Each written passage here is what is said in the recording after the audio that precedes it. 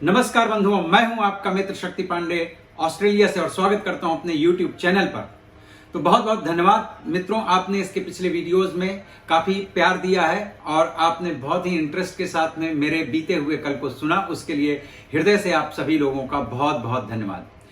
और आपको इसके पिछले वीडियोस में मैंने बताया कि किस प्रकार से मेरी वाइफ को जॉब मिली और किस तरह से मेरा एक्सीडेंट हुआ। तो उस जॉब के मिलने में मेरे किन किन दोस्तों ने सहायता की वो भी मैंने आपको बताया। अब कहानी को शुरू करता हूं कुछ इस प्रकार से कि जब मेरा एक्सीडेंट हुआ तो क्योंकि ये वर्क प्लेस पे एक्सीडेंट हुआ था, इंजरी हुई थी, तो मुझे वर्क प्लेस से ही डॉक्टर के पास भेजा गया। GP means general practitioner doctor के पास भेजा गया। तो वहां से कुछ, अब मुझे एग्जैक्ट किलोमीटर्स तो याद नहीं है, जहां पर मेरी कंपनी थी वहां से करीबन 15-20 किलोमीटर दूर रहा होगा, मेरा ख्याल है 15 किलोमीटर तो रहा होगा। एक जगह पड़ती है वर्जीनिया, तो वहाँ मेडिकल सेंटर में मुझे भेजा गया। वहाँ के डॉक्टर ने दवा वगैरह दी, मुझे 2-4 दिन की छुट्टी कर दी, लेकिन मेरा पेन, दर्द जो है कम नहीं हो रहा था और ऊपर से सारी सफरिंग चल रही थी। लेकिन इस सब के बीच भी मैं ईश्वर का बहुत बहुत धन्यवाद अर्पित करता हूँ कि इतने सारे पेन के बीच में एक बहुत ही पॉजिटिव घटना घटी हमारे साथ। मेरी वाइफ को जॉब मिल गई, जिसकी वजह से मुझे मेंटली काफ़ी रिलीफ मिला। अदरवाइज तो आप समझ सकते हैं कि जब आपकी फिजिकल स्ट्रेंथ कम हो जाए किसी एक्सीडेंट के कारण या किसी दूसरी वजह से, और उस पर इस प्रकार का स्ट्रगल भी साथ में चल रहा हो, तो ये बहुत ही डिफिकल्ट हो जाता। लेकिन ये एक रिलीफ था। लेकिन अब मेरा लंबा चलने वाला संघर्ष शुरू हो चुका था। तो एक दिन मैं उस डॉक्टर के पास बैठा था, मेरे ख्याल से 1 हफ्ता हो चुका रहा होगा। तो उस डॉक्टर के यहाँ गया, तो इस लेने और छोड़ने के काम को मेरे जो मित्र बने थे हैदराबाद के, वो किया करते थे। मैं उनको किराया वगैरह देता था आने जाने का, लेकिन वो ले जाते थे। इसलिए मैं उनका भी हृदय से आभार प्रकट करता हूं और धन्यवाद करता हूं कि उन्होंने उस वक्त मेरी सहायता की। हालांकि ऐसा नहीं है कि मैंने ये सहायता एक तरफा रहने दी हो, मुझसे जो बन पड़ता था उनके प्रति, क्योंकि वो स्टूडेंट वीजा में थे, दोनों हस्बैंड एंड वाइफ, तो जितना हो सकता था हम भी उनकी मदद करते थे। तो यूं कह सकते हैं कि ये दोनों ही तरफ से किया जाने वाला एक अच्छा व्यवहार था। तो उनकी तरफ से, लेकिन जो कुछ भी मेरे लिए किया गया, मैं उस सब के लिए हृदय से उनका बहुत बहुत आभार प्रकट करता हूं। तो उनके साथ मैं वहां जाता था, वर्जीनिया मेडिकल सेंटर। तो वहां जिस डॉक्टर को मैं दिखा रहा था वो बहुत ज्यादा सीरियस नहीं ले रहा था, दवाइयां तो दे रहा था और उसे लग रहा था कि ठीक हो जाऊंगा। तो मैं बैठा था और मुझे पेन बहुत ज्यादा होता था, मुझे बैक में इंजरी हुई थी। तो एक दिन मैं वहां पर बैठा हुआ था, मेरे ख्याल से 1 हफ्ते 10 दिन बाद की बात है। तो मेरे बगल में एक मैक्सिकन लेडी बैठी हुई थी। वो यहीं पर सब सेटल्ड है और वो यहीं की नागरिक हैं, लेकिन है वो बेसिकली मैक्सिकन। तो वो बैठी हुई थी, तो उनसे बातचीत हुई। तो उन्होंने पूछा कि कहाँ से आए हैं आप। तो मैंने बताया कि मैं जहाँ भी रहता था, मैं ग्लेनएल्क में रहता था उस टाइम पर। तो उन्होंने बोला, इतनी दूर आप क्यों आते हैं, तो बहुत दूर पड़ता है और आपको तकलीफ भी है, तो इतनी दूर आना अच्छा नहीं है। आप अपने आसपास के किसी जीपी के पास जा सकते हैं। तो मुझे तो पता ही नहीं था। देखिए क्या होता है, जब किसी नई कंट्री में जाते हैं तो बहुत सारी चीजें ऐसी होती हैं जो आपको नहीं पता होती हैं। और इससे पहले क्योंकि मेरा कोई रिलेटिव या मेरे किसी दोस्त का कहीं फॉरेन में ऐसा रहना हुआ नहीं था, या हम लोग कभी कहीं बाहर गए हुए नहीं थे, तो बहुत सारी चीजें नहीं पता होती हैं। तो शुरू में थोड़ी सी इस तरह की दिक्कतें आना बड़ी कॉमन सी बात है। तो उन्होंने जब मुझे बताया कि आप अपने किसी नजदीक के जीपी के पास जा सकते हैं, तो मैंने कहा कि आपको कुछ आइडिया है क्या कि कहाँ जा सकता हूँ। तो उन्होंने मुझे एक दूसरे मेडिकल सेंटर का एड्रेस दिया अपने मोबाइल से निकाल करके और बोले आप यहाँ पर चले जाइए। तो वहां जाकर के मैं एक नए जीपी से मिला और ये डॉक्टर तस्मानिया के थे। तस्मानिया भी ऑस्ट्रेलिया का ही हिस्सा है और ये एक गोरे डॉक्टर थे, तो अंग्रेज थे और बहुत अच्छे थे। मेरी बाद में उनसे बहुत अच्छी दोस्ती हुई और लगभग 4-5 साल हम बड़े अच्छे मित्र भी रहे उसके बाद में। तो मैंने उनको जाकर के दिखाया, तो उन्होंने सारी सिचुएशन देखी। उन्होंने कहा कि आप तो काफी सीरियस हैं, आपने ये एमआरआई करवाई कि नहीं करवाई, एक्सरे करवाया कि नहीं करवाया, और कई प्रकार के उन्होंने टेस्ट मुझे बताया। तो मैंने कहा भाई मुझे तो किसी तरह का कोई गाइडलाइन मिला नहीं है पिछले डॉक्टर से, तो मुझे नहीं पता है कि क्या कैसा करना चाहिए। तो उन्होंने लेटर्स बना करके दिए कि यहाँ जाइए आप, ये सारे टेस्ट करवा करके आइए। फिर उन्होंने पूछा कि आपको इंजरी हुई कहाँ। तो मैंने बताया कि वर्क प्लेस में हुई थी। तो उन्होंने कहा कि आपने वर्क प्लेस में ऐसे सब वर्क कवर के लिए फॉर्म भरा। तो मैंने कहा भाई मुझे ये सब कुछ नहीं पता है, क्योंकि मैं अभी नया हूँ इस देश में, तो मुझे यहाँ के कानून और नियम सब नहीं पता है। मुझे सिंपली भेजा गया डॉक्टर के पास, तो मैं वहाँ चला गया। और अब आपके पास आने के लिए मुझे इस तरह से किसी महिला ने बताया, तो मैं आपके पास आया हूँ। तो उन्होंने कहा कोई बात नहीं है, मैं आपकी हेल्प करूँगा। और उन्होंने मेरे बैठे बैठे एक एडवोकेट को कॉल किया और उनसे बात की मेरे बिहाफ पे। और फिर उन्होंने मुझे उनका एड्रेस और फ़ोन नंबर दिया और उन्होंने ही अपॉइंटमेंट बुक करवा दिया मेरे एडवोकेट के साथ में। बोले आप यहाँ जाइए, सारी चीज़ें आपको बताएंगी कि आपको आगे क्या करना है। तो मित्रों, तब तक तो मुझे कुछ पता ही नहीं था, लेकिन मैं धन्यवाद करता हूं उनका, क्योंकि पता नहीं इस पब्लिक प्लेटफॉर्म में मुझे उनका नाम लेना चाहिए नहीं लेना चाहिए, मुझे श्योरिटी नहीं है, इसलिए मैं उनका नाम नहीं ले रहा। पर वो बहुत हेल्पफुल साबित हुए लास्ट तक मेरे साथ में। तो मैं एडवोकेट से मिला जा करके, संयोग से ये एडवोकेट जो है तो इंडिया की ही थी, महिला थी और काफ़ी बोल्ड महिला थी और बहुत अच्छी एडवोकेट हैं। उनसे भी बातचीत हुई, बहुत अच्छा लगा। और उन्होंने, जब मैंने उनको सारी चीज़ें एक्सप्लेन की तो उन्होंने कहा परेशान मत होइए और आगे की सारी कार्रवाई हम करेंगे, हम आपका केस कोर्ट में डालेंगे और जैसा भी होता है प्रोसीजर हम करेंगे आपका। तो मैंने कहा भाई मेरे पास में पैसे वैसे तो है नहीं, मैं मतलब वकीलों का अफोर्ड कर पाना, वकील को अफोर्ड कर पाना यहाँ पर काफ़ी डिफिकल्ट होता है इन कंट्रीज़ में। मैंने कहा मेरे पास पैसे नहीं। तो उन्होंने कहा कि डोंट वरी, ये अगर आप जीतते नहीं हैं केस तो आपको कोई फीस नहीं देनी पड़ेगी, वो no win no fees something. तो एक कॉन्फिडेंस बढ़ा कि अगर नहीं जीतेंगे मुकदमा तो फीस नहीं देनी होगी। तो एक ये भी रिलीफ मिला और मुकदमा आगे बढ़ा और अब तारीखें पढ़ने लग गई। पूरा एक लंबा प्रोसेस था, वो सब कुछ करके, बहुत सारा पेपर वर्क था, वो सब कुछ करके मेडिकल रिपोर्ट्स थी, डॉक्टर्स की रिपोर्ट्स थी और मैंने इस बीच में सारे MRI और जो भी उससे रिलेटेड डॉक्टर ने टेस्ट बताए थे वो थे, उनकी सारी रिपोर्ट्स थी। उनके आधार पर आगे जो है तो केस फाइल किया गया। अब उस केस फाइल होने के बाद में मुझे लगता है कि दुनिया की ज़्यादातर अदालतें शायद सेम पैटर्न पे काम करती हैं, ऐसा मुझे लगता है। हो सकता है मैं गलत हूँ, क्योंकि बहुत लंबा प्रोसेस चल रहा था, बहुत स्लो चल रहा था। मीन्स लगभग 8 महीने हो गए थे और इस 8 महीने में केस ही नहीं कहीं आगे बढ़ रहा था, कुछ उस पर प्रोग्रेस ही नहीं हो रहा था। बस मैं जाता था, मेरी एडवोकेट आती थी या उनका असिस्टेंट आता था और दूसरी डेट मिल जाती थी। तो वो सनी देओल वाला डायलॉग मुझे याद आया कि तारीख पे तारीख, तारीख पे तारीख। तो मैंने कहा भाई ये तो एक तो मैं फिजिकली फिट नहीं हूँ, ऊपर से ये बहुत ज़्यादा स्ट्रेस दे रहा है मुकदमेबाजी। तो मैंने एक दिन अपने एडवोकेट से बात की, मैंने कहा कि मैडम मेरे लिए बहुत डिफिकल्ट है और मैं आ नहीं सकता हूँ, अटेंड नहीं कर पाऊंगा इस तरह से, और ये बहुत लंबा अगर खींचने वाला है तो इसे बंद कीजिए। हाँ मैं जानता हूँ कि मैं आपकी फीस नहीं दे पाऊंगा, अगर मुकदमा आगे नहीं बढ़ेगा तो आपको पैसे कहाँ से मिलेंगे, तो इसलिए मुझे बहुत अजीब लग रहा है, लेकिन मैं अब इसे बहुत ज़्यादा आगे खींच नहीं सकता हूँ। तो उन्होंने कहा कि नहीं मैं कोशिश करती हूँ और आप कुछ दिन मेरे साथ में और बने रहिए, थोड़ा सा और पेशेंस रखिए और देखते हैं कुछ ना कुछ हो जाएगा। तो हुआ क्या कि मित्रों, यहाँ से एक बहुत ही इंटरेस्टिंग पॉइंट शुरू होता है, इसको आप मिस मत करिएगा, इसे आप पूरे को सुनिएगा और आप मेरी सिचुएशन को जरा सोचिए कि एक आदमी इंडिया से यहाँ आया है, कुछ महीनों की नौकरी करने के बाद में इस तरह से आपको वर्क प्लेस में इंजरी हो जाती है, बहुत सारी चीजें हैं जो आपको पता नहीं होती हैं नए कंट्री की। हालांकि अब तक हम काफी अपडेट हो चुके थे, डॉक्टर बहुत हेल्पफुल थे। अगर मुझे लगता है वो डॉक्टर नहीं मिले होते तो मेरी डेट भी निकल जाती, क्योंकि कोई भी क्लेम करने के लिए आपके पास पर्टिकुलर एक टाइम पीरियड होता है कि इसके अंदर ही आप कर सकते हैं। तो शायद वो सब कुछ निकल जाता और मुझे कोई अवेयरनेस ही नहीं थी।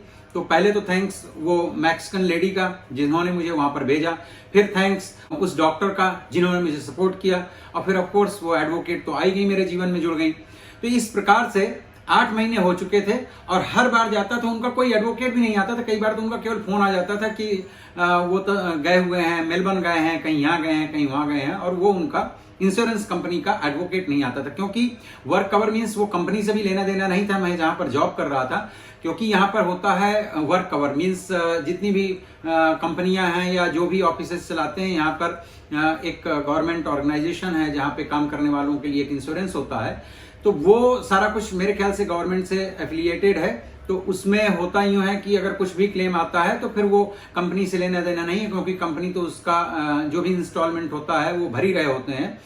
तो उसके बाद में फिर वो इंश्योरेंस कंपनी के पास अपने वकील होते हैं, अपने डॉक्टर्स होते हैं, उनका बड़ा तामझाम होता है यहाँ पर, तो वो लड़ते हैं। तो उनकी शायद ये स्ट्रैटेजी होती होगी कि शुरुआत में आप अपने क्लाइंट्स को इतना थोड़ा सा ह्यूमिलिएट करें, इतना लंबा टाइम खींचें और उसे कहीं से होप नहीं नजर आएगी तो विड्रॉ कर लेगा। और सच बात तो ये है कि मैं खुद भी उसी स्टेज में पहुंच गया था कि यार हटाओ ये सब, कौन इसमें मगजमारी में पड़े, अपना सीधे साधे ढंग से ट्रीटमेंट करवाओ और एक बार ठीक हो जाऊंगा तो मैं अपना काम वाम करूंगा। मेरा तो फुल, मुझे सबसे बड़ा स्ट्रेस ये था कि मैं यहां आया था कुछ करने के लिए, इतना सारा एनर्जी लेवल था मेरा, इतना इंथ्यूजियास्टिक था मैं यहां पर काम करके और बहुत सारी चीजों को अपने जीवन की हासिल करने के लिए, और ऑल ऑफ सडन आप फिजिकली इस तरह से एक दायरे में फंस करके रह गए कि आपको कुछ मतलब आप कुछ कर ही नहीं पा रहे हैं, सारे सपने आपके सामने मिट्टी में मिल रहे हैं।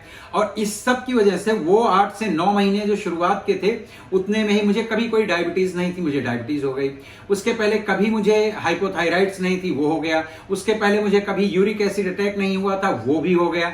मीन्स ये एक इंजरी की वजह से, चूंकि मैं स्ट्रेस मेरा बढ़ गया और फिजिकल वर्कआउट बंद हो गया, मेरी सारी एक्सरसाइज बंद हो गई, लाइक अच्छा खासा सफर था। अब आज मैं इतनी आसानी से उसके विषय में बोल पा रहा हूं, आपसे बात कर पा रहा हूं, लेकिन वो वक्त जब ये सारी चीजें मैं फेस कर रहा था बहुत ही डिफिकल्ट था मेरे लिए। सचमुच लगता था कि मैं यहां आकर के मैंने क्या बहुत बड़ी मिस्टेक कर दी, कोई बहुत बड़ी गलती कर दी।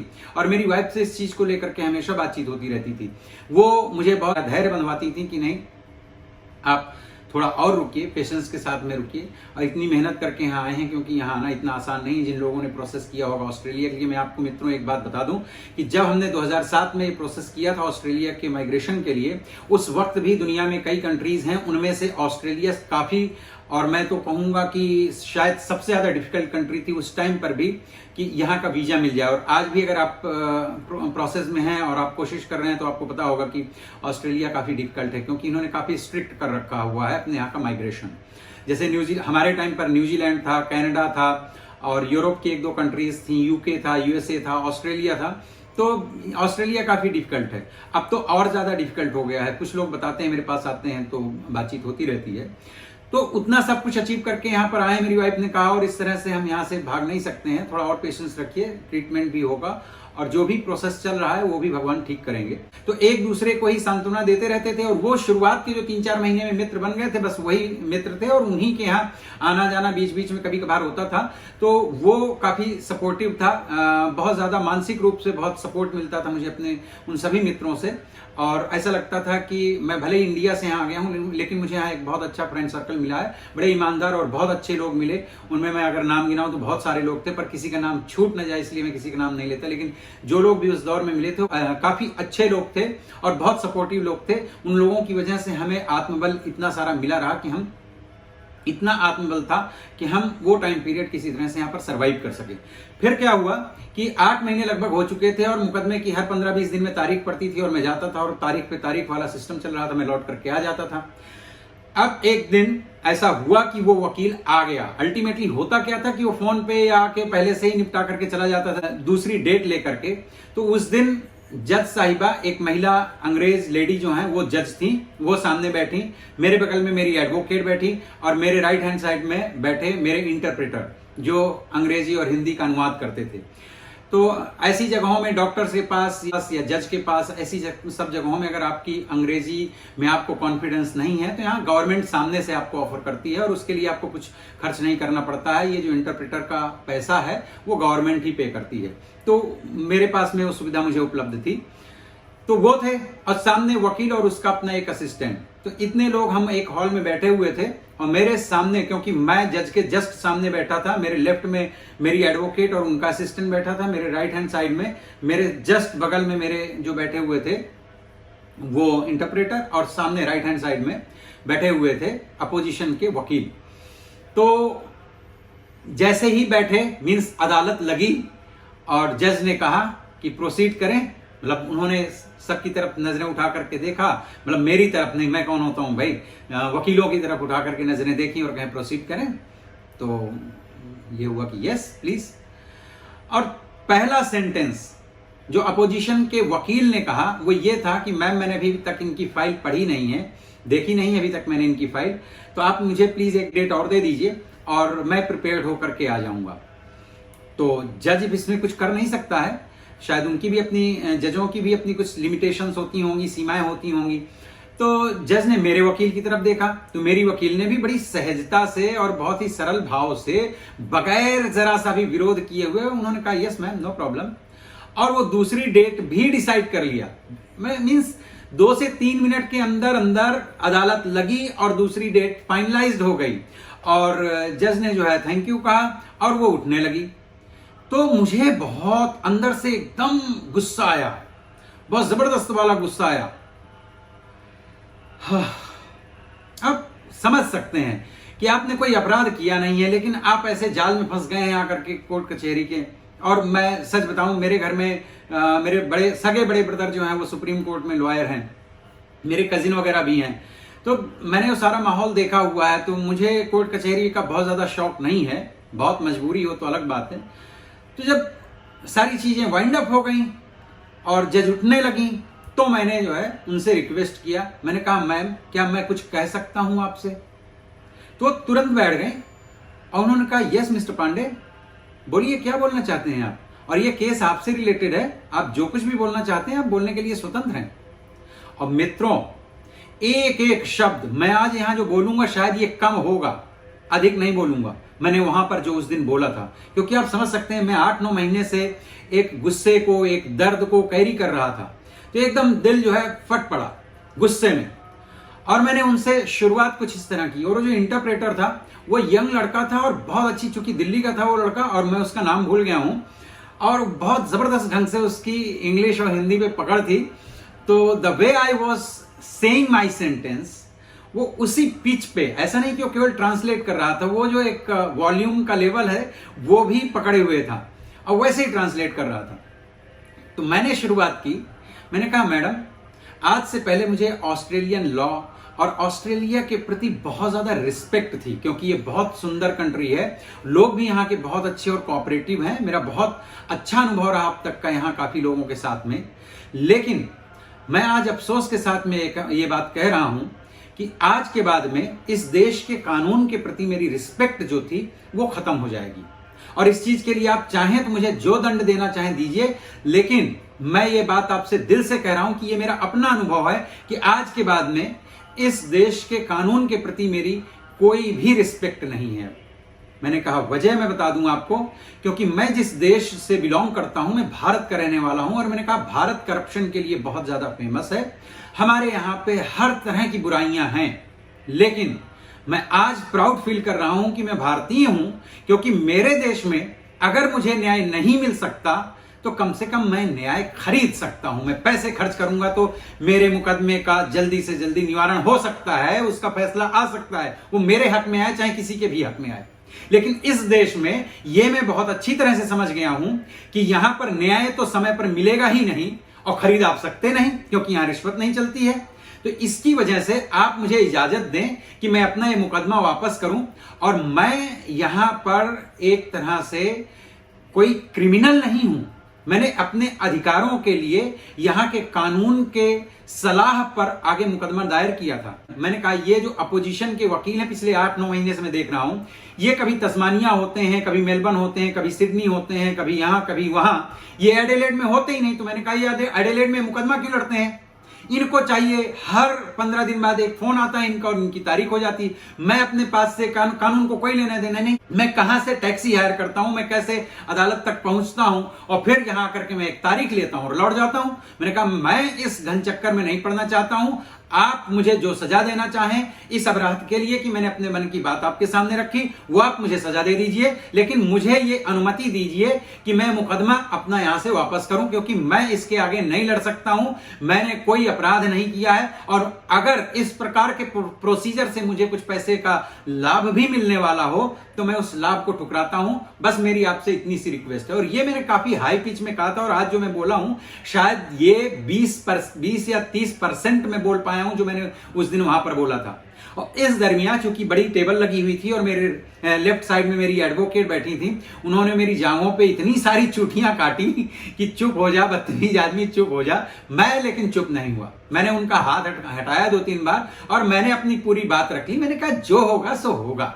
अरे हद हो गई भाई, एक तो इतना सारा प्रेशर लेके इतने 8-9 महीने से चल रहा था, ऊपर से फिजिकली स्ट्रेंथन नहीं था मैं, और ये वर्क इंजरी की वजह से मैं कुछ कर भी नहीं पा रहा था, और मेरे हाथ वगैरह सब नम हो गए थे। मतलब काफी दिक्कत थी मुझे, मैं रात में सो नहीं पाता था, इतनी सारी दवाइयां, और उसमें से जो कुछ ड्रग्स मुझे मिल रहे थे, पेन किलर्स, वो बहुत ही खतरनाक थे। तो मैं इतना सब कुछ झेलते झेलते पक गया था। तो होता है ना कि एक लिमिट जब क्रॉस हो जाती है तो आदमी का फिर शायद डर निकल जाता है, तो मेरा डर निकल गया था, और इतना बोल करके मैं एकदम से साइलेंट हो गया। और उस साइलेंस में तकरीबन मेरा अंदाजा है 30 सेकंड तक तो कोई बोला ही नहीं, ना कोई वकील कुछ बोला, ना मैं बोला, ना जज बोली। और लगभग 30-40 सेकंड के बाद में जज ने मेरी वकील की तरफ देखा, तो मेरी वकील तो बिल्कुल एक्सप्रेशनलेस, उनका चेहरा, उनके भाव ही नहीं थे कोई चेहरे पे। फिर उन्होंने अपोजिशन के वकील की तरफ देखा, वो भी गोरा था, अपने असिस्टेंट के साथ बैठा था। तो जब देखा तो उनकी आंखों में क्वेश्चन था कि व्हाट नेक्स्ट। तो अपोजिशन के वकील ने फिर से वही अपना रटा रटाया डायलॉग बोला, क्योंकि वो तो वकील हैं, उनको तो मुकदमे में इस तरह की चीजों को फेस करने की शायद आदत होगी, और बहुत एक्सपीरियंस्ड लोग होते हैं। तो उन्होंने कहा मैम एटलीस्ट एक डेट तो मुझे आप दीजिए कि मैं इनकी फाइल चेक करके आऊं।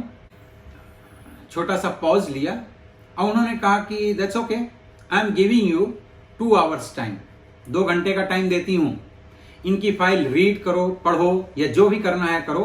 2 घंटे बाद मैं यहीं पर मिलूंगी, और अगर तुम नहीं आओगे तो भी मैं फैसला सुना दूंगी, तो इसलिए माइंड इट 2 आवर्स।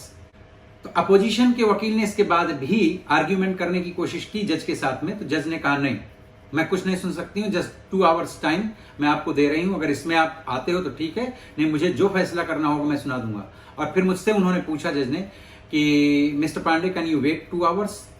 मैंने कहा मैम पूरा दिन है, मैं तो वेट कर ही लूंगा, मैं तो आता ही इसीलिए हूं, मैं कर लूंगा वेट।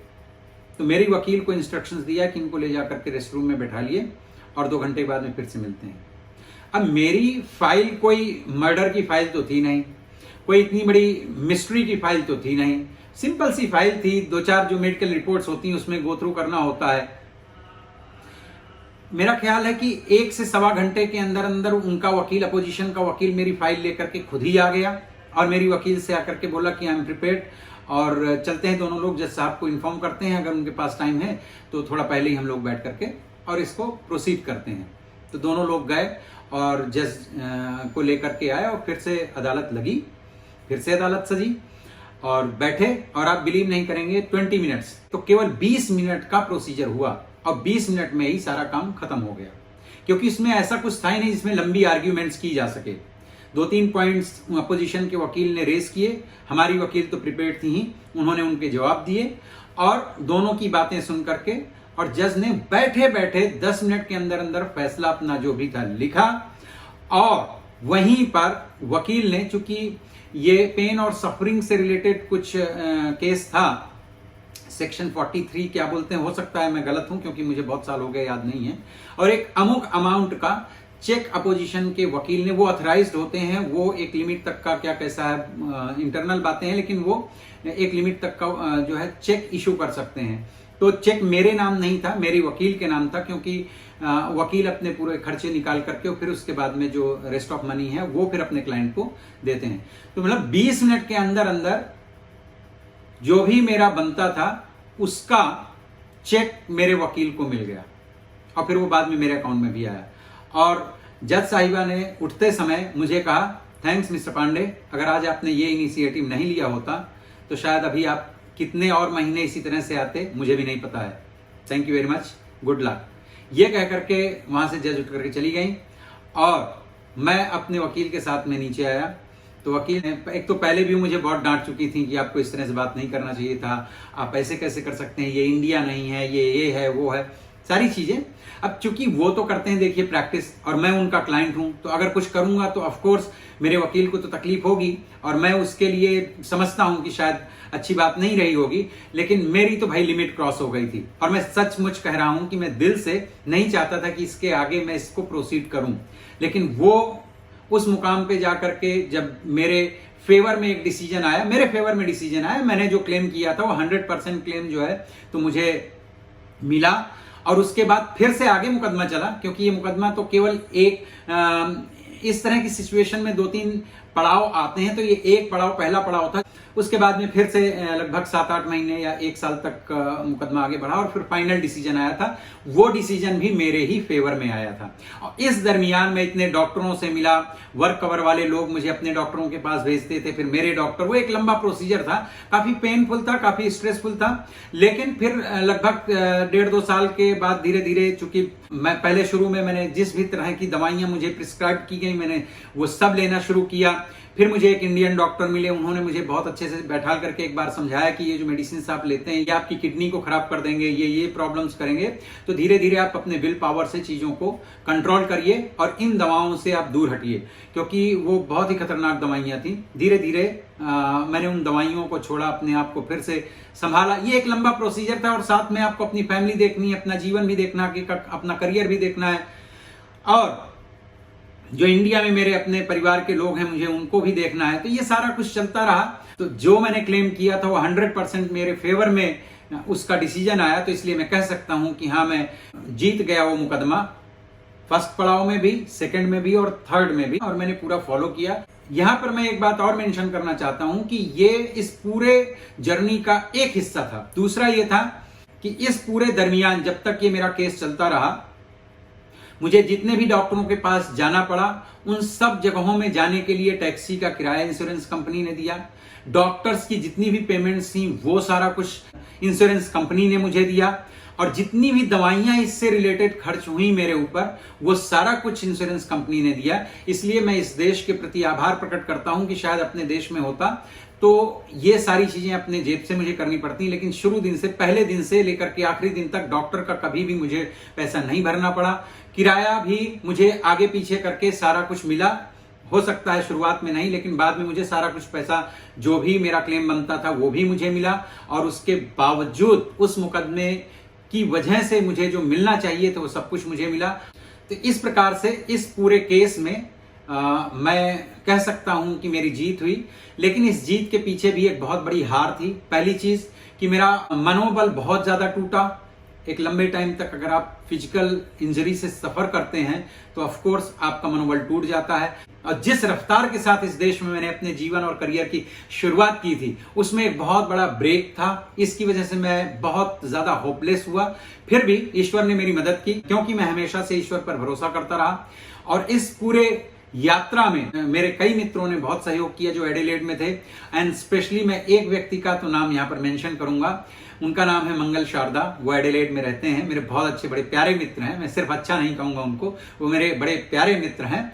और उन्होंने मेरा बिल्कुल एक सगे भाई जैसे मेरे साथ उन्होंने कंधे से कंधा मिला करके मुझे सपोर्ट किया। बाकी और सभी मित्रों ने भी बहुत सपोर्ट किया, लेकिन मंगल भाई का जो सपोर्ट था वो थोड़ा सबसे हट करके था।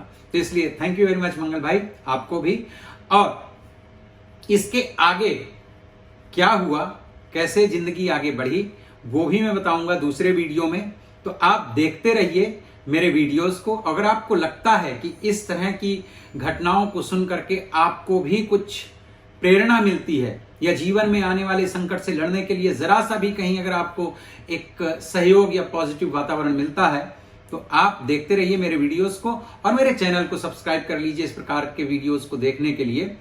और बेल आइकन को ऑफ कोर्स प्रेस कर लीजिए ताकि आपको मेरे आने वाले सभी वीडियोस की नोटिफिकेशन टाइम पर मिल सके। और बने रहिए मेरे साथ में और इसी प्रकार से अपना प्यार देते रहिए। मिलता हूं आपको फिर किसी दूसरे वीडियो में। धन्यवाद।